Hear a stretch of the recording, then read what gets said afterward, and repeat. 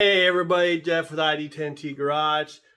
Back from the Hot Rod Power Tour and the Green Machine. And for the most part, it did great. Had a lot of issues, a lot of mistakes, because it was a rush job, right? So first mistake, you need air shocks. When you're carrying a lot of stuff, air shocks, plus my exhaust already hangs low, so I was grinding the exhaust all over the place.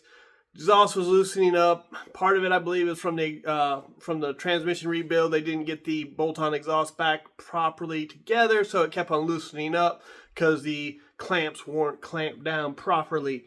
Another thing is check your brakes. So, at some point, my brake caliper bracket broke free. One of the bolts backed out. Even the second bolt was hand tight.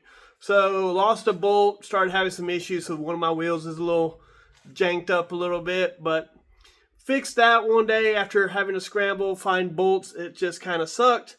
Eventually had to deal with just a metric bolt to get it back together. And then, of course, because that bent the clips kept on breaking free, so the actual caliper kept on breaking free. So multiple times on the road, I had to stop and fix that.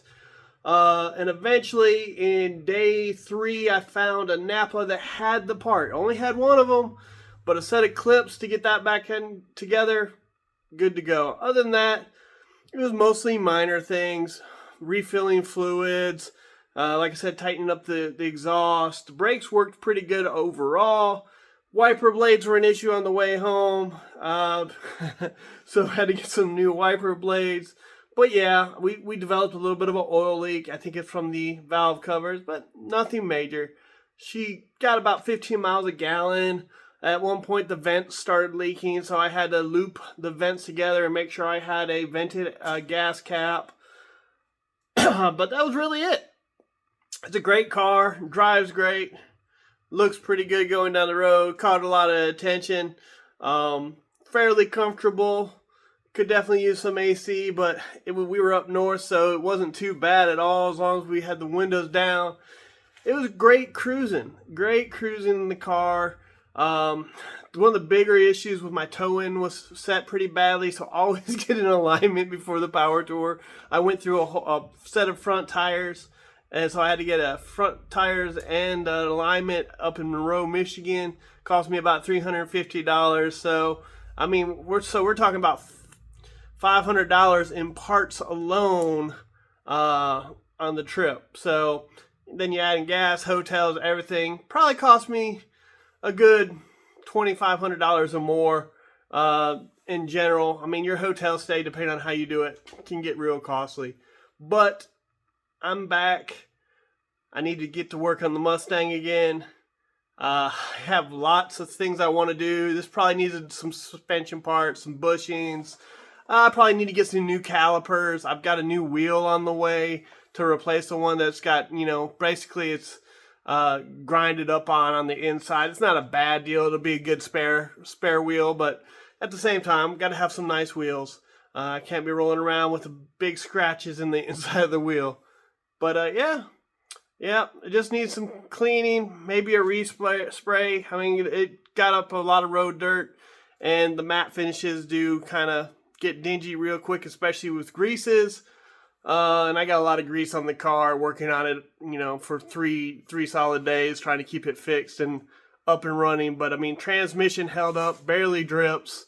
Engine held up, didn't really have any cooling problems. We had one cooling problem on the way to Indianapolis, and that was because the fan broke free. The self-tapper, for some reason, backed out. The fan went into all the pulleys, wrecked it a little bit, grabbed the wires, so I had to rewire it in the parking lot. That was a big issue, but I mean, it never overheated. Luckily, it was mostly interstate, so by the time we stopped, it was right at 200. 216 with it stopped there because, heat creep. That is one thing I got to probably fix. It does have the heat soak issues. If I stop after driving for a good hour or two, it stalls a lot trying to get back up and going, but once you get back up and going, it's good.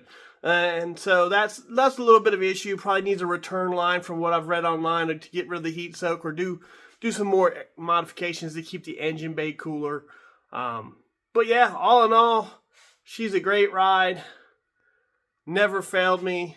Like just a couple fixes along the way, a couple little weird things, because we just rushed that car so much to get it ready to go. Steering never broke, so the power steering is still going. I mean, it has never really lost enough power steering fluid. The brake booster, like I said, kept on having to put fluid in the back brakes, but I got a new gasket for that, so hopefully that fixes that. But yeah, I love this car. Got about 15 miles a gallon with a big block. I mean, it's a low compression motorhome engine, but hey, that's Power Tour, right? So on to next year. Like I said, we're about to get back to work on the 69. So I've been saying for 3 years I'm going to have this car on the Power Tour. This has got to be the year, right?